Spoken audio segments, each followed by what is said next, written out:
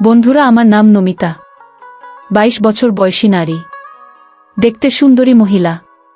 আমার পরিবার একটু গরিব, তাই বাবা আমাকে বউ মরা একজন বিবাহিত পুরুষের সাথে বিয়ে দিলেন।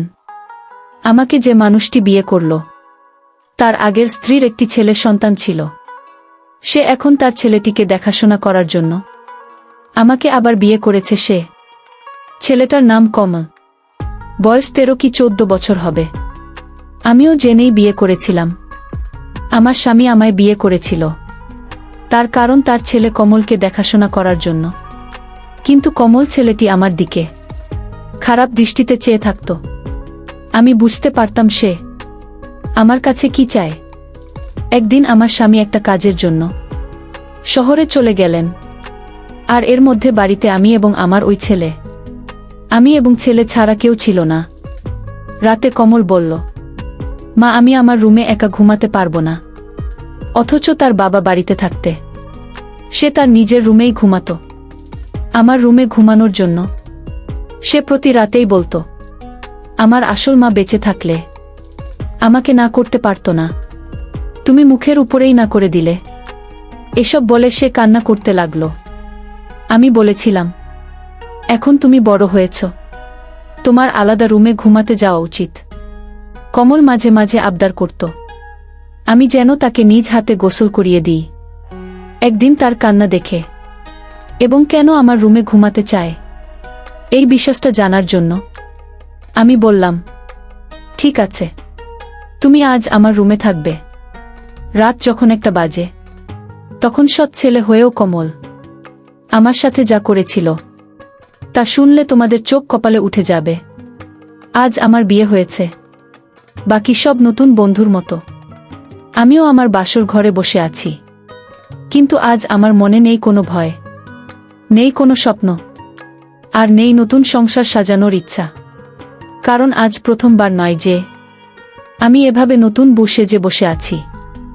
এর আগেও এরকম একটি রাত অন্য কারো জন্য এভাবেই বসেছিলাম। আজ হয়তো সব একই রকম, শুধু মানুষটি বদলে গেছে। হঠাৎ দরজা থেকে কারো আসার আওয়াজ শুনতে পেলাম। সে আর কেউ নয়, আমার নতুন স্বামী কান্তি। আমি উঠে সালাম করলাম তাকে। কান্তি বলল, সালাম করা লাগবে না, বরং আপনি বিছানায় শুয়ে পড়ুন। আমিও সোফায় শুয়ে পড়ি।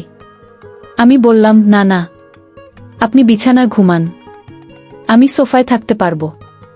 কান্তি বলল, দেখুন, আমরা দুজনের কেউই এই বিয়ে মানি না। দুজনেরই আলাদা আলাদা কারণ আছে বিয়ে করার, কিন্তু আমরা একজন অন্য জনকে তো সম্মান করি। আর আমি এরকম ব্যক্তি না যে আমি বিছানায় ঘুমাবো আর আমার সামনে একটি মেয়েকে এভাবে সোফায় কষ্ট করে ঘুমোতে দেব। আপনি আমার স্ত্রী, তাই আপনার খেয়াল রাখা আমার দায়িত্ব। আর আপনি যদি আমার এতটুকু সম্মান করেন, তবে বিছানায় ঘুমিয়ে পড়ুন। আমিও মাথা নেড়ে সম্মতি দিলাম আর বিছানায় শুয়ে পড়লাম। এইবার বলি, আমাদের বিয়েটা কিভাবে হলো। মিস্টার কান্তি শহরের নাম করা একজন বড় ব্যবসায়ী। আমাদের বিয়েটা পরিবারের সম্মতিতেই হয়েছে। বলতে গেলে পরিবারের জন্যই হয়েছে। অবশ্য আমাদের তেমন অসম্মতি ছিল না। আজ আমরা দুজনে এক পবিত্র বন্ধনে আবদ্ধ, কিন্তু এ বন্ধনে কোনো মনের জায়গা নেই। কারণ আমাদের দুজনের মনেই যে অন্য কারো নাম আগে থেকেই লেখা, মানে দুজনের মনেই অন্য কারো মায়ায় জড়িত। অন্য কারো কাছে আমাদের মন বন্ধক রয়েছে। এসব কথা ভাবতেই চোখ দিয়ে এক ফোঁটা জল গড়িয়ে পড়ল। বিয়েটা দুজনেই করেছি, কিন্তু এই বিয়েতে কোনো ভালোবাসা নেই, শুধু রয়েছে দায়িত্ব। তা নিয়ে আমাদের বিয়ের আগেই চুক্তি হয়েছিল, উনি আমার দায়িত্ব নেবে, আর আমি উনার পরিবারের, আর ওনার ছেলে, আমার বরের ছেলে কমল। কমল কুসুম আপুর ছেলে। কুসুম আপুকে তাই তো ভাবছেন। কান্তি মানে আমার স্বামীর প্রথম স্ত্রী। তিনি এখন আর এই পৃথিবীতে নেই। 1 বছর আগে এই দুনিয়ার মায়া ত্যাগ করে পরকালে প্রস্থান করেছেন। বিয়ের আগে তার ছবি দেখে জানতে পারলাম সে আর আমি একই ভার্সিটিতে পড়তাম। কান্তি ও কুসুম আমার সিনিয়র ছিল। কান্তির সাথে কখনো দেখা না হলেও কুসুম আপুর সাথে প্রায় দেখা হতো। সশরীরে দেখা বললে ভুল হবে, প্রায় আমার আর ওর মাঝে ঝগড়া হতো বলে। উনি আমাকে তেমন একটা দেখতে পারতেন না। এর কারণও আছে, আমি অনেক দুষ্ট প্রকৃতির ছিলাম। আর উনার সব টাইটেল নাকি চুরি করেছিলাম। উনি শুধু ভাবতেন, অবশ্য আজও হয়তো থাকলে আমার সঙ্গে ঝগড়া করতেন। উনার স্বামীকে চুরি করে নিয়েছি বলে অপবাদও দিতেন, কিন্তু ওর স্বামীর উপর তো আমার কোনো অধিকারই নেই, কারণ আমি কিছুতেই উনাকে নিজের স্বামী হিসেবে মানতে পারিনি। বিয়েটা করেছি শুধু পরিবারের জন্যে। আমার স্বামীর একমাত্র ছেলে কমল, এখন 12 বছরের ছেলে, ক্লাস 5-এ পড়ে। দেখতে একদম তার বাবার মতো, যেমন সুন্দর তেমনি মায়াবী দেখতে। বিশেষ করে তার চোখ দুটি হীরের মতো চকচকে। শুনেছি কান্তির চোখে নাকি অনেক মায়া, কিন্তু কখনো সেইভাবে তাকায়নি, কারণ এখন আর কারো মায়ায় পড়তে চাই না।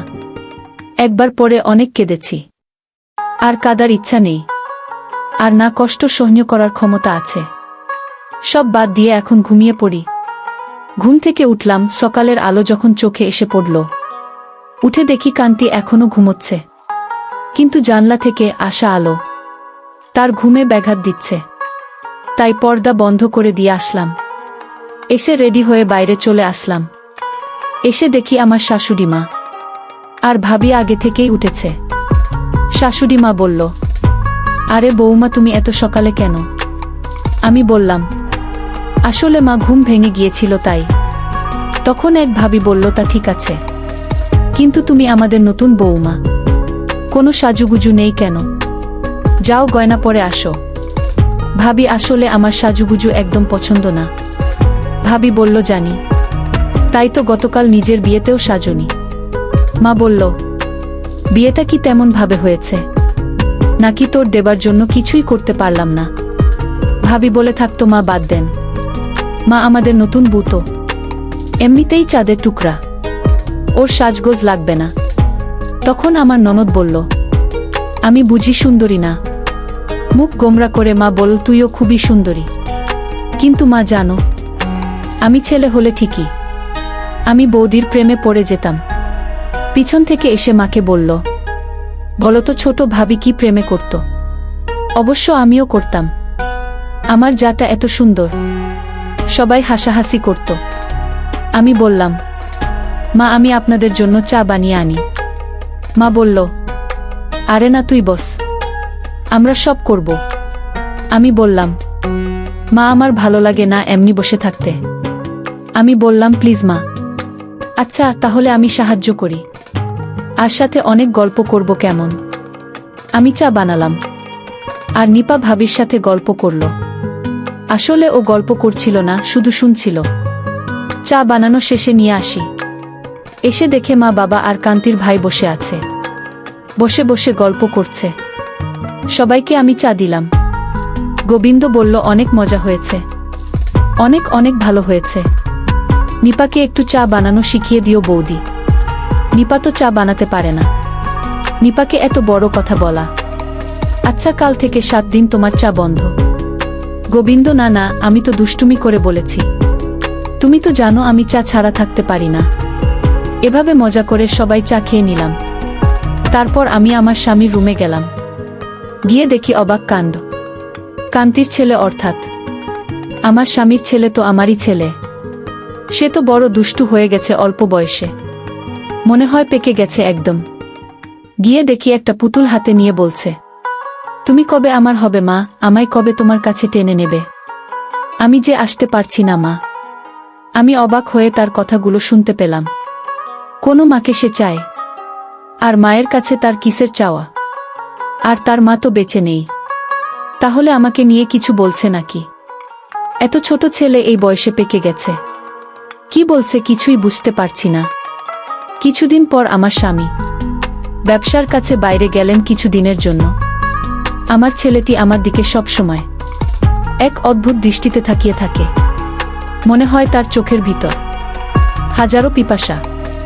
আমি হঠাৎ জিজ্ঞেস করলাম, এই ছেলে, তুমি এভাবে আমার দিকে তাকিয়ে কি দেখছো? সে বলে, আমি আপনার চেহারা দেখছি মা। আপনার চেহারায় এতটাই মায়া যে আপনার চেহারায় আমি একটা অদ্ভুত জিনিস দেখতে পাই। আমি তো তার কথা শুনে অবাক। এতটুকু বাচ্চা ছেলে এসব কি বলে?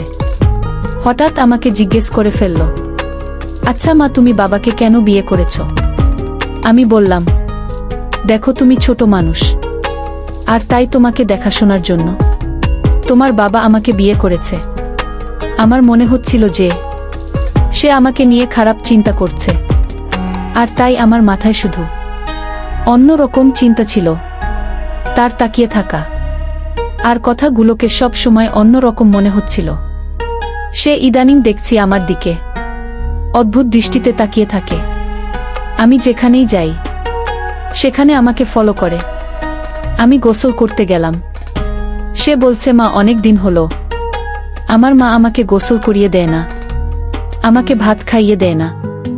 মা তুমি তো আমার মা, যেহেতু আমার আগের মা মারা গেছে, এখন আমার মা হিসেবে আমার আব্বু তোমাকে বিয়ে করে এনেছে মায়ের শূন্যতা পূরণ করার জন্য। মা আমাকে তোমার হাতে গোসল করিয়ে দাও। আমি বললাম, দেখো তুমি যখন ছোট ছিলে তখন তোমার মা তোমাকে গোসল করিয়ে দিত, কিন্তু এখন তো তুমি বড় হয়েছ, তুমি নিজ হাতে গোসল করে নাও। আর তুমি এখন বড় হয়েছ, তাই এখন আমি তোমাকে কিভাবে গোসল করিয়ে দেয় বলো? তুমি নিজেই করতে পারবে বাবা। থাক মা, পর কখনো মা হয় না। আমি বুঝতে পারলাম আমাকে তোমার কোনো সাহায্য করতে হবে না। এই বলে সে চলে গেল। আমি চিন্তা করলাম, আমার কি কোথাও ভুল হয়েছে? আমি তো এখন তার মা, আর তাই মা হিসেবে মা মরা ছেলেটার প্রতি আমার কর্তব্য পালন করা উচিত ছিল। কিন্তু সে তো তার বাবা বাড়িতে থাকাকালীন আমার হাতে গোসল করতে চাইতো না। আজ বাড়িতে তার বাবা নেই। আসলে কারণটা কি? বিষয়টা আমি কিছুই বুঝতে পারছি না। এসব ভাবতে ভাবতে রাতের রান্না শেষ করে আমার রুমে গিয়ে তাকে ডাক দিলাম। গিয়ে দেখি আমার একটা ছবি হাতে নিয়ে ছবিটির সাথে কি যেন বলছে সে, আর ছবির সাথে এক অদ্ভুত আচরণ করছে, আর বলছে, আমার মনের আশাটুকু কবে পূরণ হবে মা? সে চোখের পানি ছেড়ে কান্না করছে আর কথাগুলো বলছে। আমি ডাক দিলাম, তুমি কান্না করছো কেন? তোমার কি হয়েছে? কিছু হয়নি মা, আমি আসছি, তুমি যাও। আমি এক গভীর চিন্তায় পড়ে গেলাম। সে আমার কাছে কি চায়? তার দৃষ্টিভঙ্গি আমার কাছে স্বাভাবিক মনে হচ্ছে না। সে খেতে বসলো আর আমাকে বলতে লাগলো, মা আজ রাতে আমি তোমার রুমে ঘুমাবো। আমার ওই রুমে একা একা ঘুমাতে ভয় লাগে। আমি বললাম, বাবা তুমি এখন বড় হয়েছ, তোমার তো এখন ভয় পাবার কথা না। তুমি তোমার রুমে ঘুমাও, কিচ্ছু হবে না তোমার। সে আমার কথার জবাবে বলল, আরে মা, আমার আপন মা যদি বেঁচে থাকতো তাহলে এভাবে মুখে মুখে না করতে পারতো না। আমার সব ইচ্ছা আমার মা পূরণ করত। আচ্ছা তোমার কাছে আমার একটা প্রশ্ন, তোমার আব্বু যখন বাড়িতে ছিল তখন তুমি তোমার এসব আবদারের কথা তো বলতে না। এখন তোমার আব্বা বাড়িতে নেই, আর এখন তোমার এই সকল আবদারের কথা বলছো কেন বাবা? মা তুমি আমার কষ্ট বুঝবে না? আমি তো কিছুই বুঝি না, সব তুমি বুঝো। এসব কথা বাদ দিয়ে এখন ঘুমাতে যাই, চলো, রাত অনেক হয়েছে। সে চোখের পানি মুছে তার রুমে চলে গেলেন, আর আমি শুয়ে শুয়ে তার আবদারের কথা ভাবতে লাগলাম। সে আমার রুমে ঘুমাতে চাই, তার নাকি নিজের রুমে থাকতে ভয় করে, আবার বলে তাকে গোসল করিয়ে দিতে। আমার ছবি হাতে নিয়ে ছবিটির সাথে গুনগুনিয়ে কি জানি বলে। না, আমি কিছুই ভাবতে পারছি না। এসব ভাবতে ভাবতে আমার কিছুতেই ঘুম আসছে না। হঠাৎ তার রুমে একটা আওয়াজ শুনতে পেলাম। আমি জানালা দিয়ে উকি দিয়ে দেখি ছবিটি হাতে নিয়ে ছবির সাথে এক অন্যরকম আচরণ করছে সে, আর মাঝে মাঝে হাসছে, আবার কান্নাও করতেছে। আমি এসব ভাবতে ভাবতে পাগলের মতো হয়ে গেলাম, কিছুতেই ঘুমাতে পারছিলাম না। কিন্তু হঠাৎ আমার মাথায় একটা বুদ্ধি এলো। আসলে সে আমার কাছে কি চায় সেটা আমার জানতে হবে। তাই আমি সিদ্ধান্ত নিলাম, আমি আমার রুমে তাকে থাকতে দিব, আর আমি ঘুমাবো না, ঘুমের ভান করে থাকব। তাহলে বুঝতে পারবো আসলে সে আমার কাছে কি চায়, তা স্পষ্ট হয়ে যাবে। তারপরের দিন আমি তাকে বললাম, আজ তোমাকে আমার নিজের হাতে খাবার খাইয়ে দিব। তুমি খাবে না? না মা, আমি তোমার হাতে খাবার খাবো না, কারণ তুমি আমার আবদার পূরণ করো না। ঠিক আছে বাবা, তোমার সব কথা রাখব। তুমি এবার আমার হাতে রান্না করা খাবার খেয়ে নাও। সত্যি বলছো মা? হ্যাঁ বাবা, সত্যি, সত্যি। এবার সে খুশি হয়ে সে আমার হাতে খাবার খেলো। ঠিক আছে বাবা, তাহলে আজকে তোমার রুমে থাকতে হবে না, তুমি আমার রুমে ঘুমাবে, কারণ আমি এখন বুঝতে পারছি একলা রুমে থাকতে তোমার ভয় লাগে, তাই না? তাহলে তুমি আমার কষ্টটুকু বুঝতে পেরেছ, তাই না? তারপর তার বাবার ফোন আসলো। সে ফোনে জানিয়ে দিল তার আসতে আরও 3-4 দিন দেরি হবে। আমাকে সে তার ছেলের প্রতি খেয়াল রাখতে বলল। আমি মনে মনে একটু খুশি হইলাম, কারণ যদি আমার স্বামী এসে পড়ত তাহলে সে আমার কাছে কি চায় তা হাতে নাতে ধরতে পারতাম না। তারপর রাতের খাবার খেয়ে তাকে ডাক দিলাম, তুমি আমার রুমে আসো, আজ তুমি আমার রুমে ঘুমাবে। শুধু আজ নয়, যতদিন তোমার বাবা আসবে না, ঠিক ততদিন পর্যন্ত, বুঝলে? লক্ষ্য করলাম সে অনেক খুশি হয়েছে। এরপর রাতে ডিনার করে আমি ঘুমের ভান করে শুয়ে রইলাম। এদিকে সেও শুয়ে পড়ল। রাত যখন 2টা বাজে তখন দেখি সে ধীরে ধীরে বিছানা থেকে উঠে পড়ল। তারপর হাত দিয়ে জানার চেষ্টা করল আমি ঘুমিয়েছি কিনা। তারপর ধীরে ধীরে আমার কাপড়ের আঁচলটা বের করল, কারণ কাপড়ের আঁচলে আমার ঘরের আলমারির চাবি ছিল।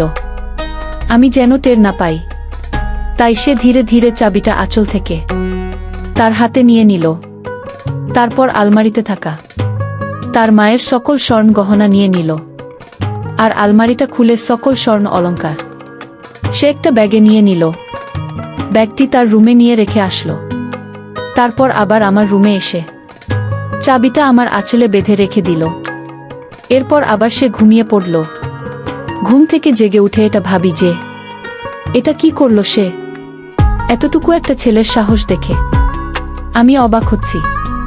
সে সব স্বর্ণ অলংকার চুরি করল, আর এই বয়সে তার এত স্বর্ণ বা টাকা দরকার কেন? আমি তাকে কিছুই বলিনি। সকালে উঠে সে বলল, মা, তাড়াতাড়ি খাবার দাও, আজ একটু জলদি স্কুলে যেতে হবে। ঠিক আছে, আমি নাস্তা দিচ্ছি, খেয়ে স্কুলে যাও। সে তাড়াহুড়া করে খাবার খেয়ে ব্যাগটি নিয়ে ঘর থেকে বের হতেই আমিও তার পিছু নিলাম। তারপর দেখলাম একটা স্বর্ণের দোকানে গিয়ে স্বর্ণগুলো বিক্রি করে দিল। তারপর এই টাকাগুলো নিয়ে তার মার কবরের চারপাশে বেড়া দেওয়ার জন্য কিছু সরঞ্জাম কিনল, আর সেই সরঞ্জাম নিয়ে গেল তার আসল মায়ের কবরের পাশে। আর মায়ের কবরের চারপাশে বেড়া দিয়ে কবরটাকে সুন্দর করে তুলল, যেন গরু ছাগল তার মায়ের কবরের উপর যেতে না পারে। আমি তার এই দৃশ্য দেখে অবাক হয়ে গেলাম। এতটুকু একটা ছেলে মায়ের প্রতি কতই না ভালোবাসা দেখালো, কিন্তু সে চুরি করে এই কাজ কেন করল? পরে আমি তাকে বললাম, বাবা, আমি তোমার সব কার্যকলাপ দেখেছি, তুমি চুরি করলে কেন? সে কাঁদতে কাঁদতে বলল, মা, তুমি জানো এসব আমার মায়ের টাকা দিয়ে কেনা। আমার বাবা আমার মাকে অনেক কষ্ট দিয়েছে, আর তাই আমি আমার মায়ের সম্পদ বিক্রি করে মাকে দিয়ে আসলাম। ভালো করিনি মা। আমি কেঁদে ফেললাম আর বললাম, তোমার মতো সন্তান যদি প্রতিটি ঘরে ঘরে থাকত তাহলে পৃথিবীটা অনেক সুন্দর হতো। আমি তোমার মায়ের প্রতি এমন ভালোবাসা দেখে আমি মুগ্ধ হলাম। সকল দর্শকদের উদ্দেশ্য করে বলতে চাই, যাদের মা বেঁচে আছে তাদের খেয়াল রেখো, তাহলে দুনিয়া ও আখিরাতে শান্তি পাবে, সফল হবে। মায়ের পায়ের নিচে সন্তানের বেহেশত। প্রিয় বন্ধুরা, গল্পটি ভালো লাগলে অবশ্যই কমেন্ট করে জানাবেন। আর নিয়মিত এমন আলাদা স্বাদের গল্প শুনতে ভিডিওটিতে লাইক এবং চ্যানেলটিকে সাবস্ক্রাইব করে সাথেই থাকুন। আর হ্যাঁ, নোটিফিকেশন অন করে রাখবেন, যাতে পরবর্তী গল্প সবার প্রথমে আপনাদের কাছে পৌঁছে যায়। ধন্যবাদ বন্ধুরা, ধন্যবাদ সবাইকে।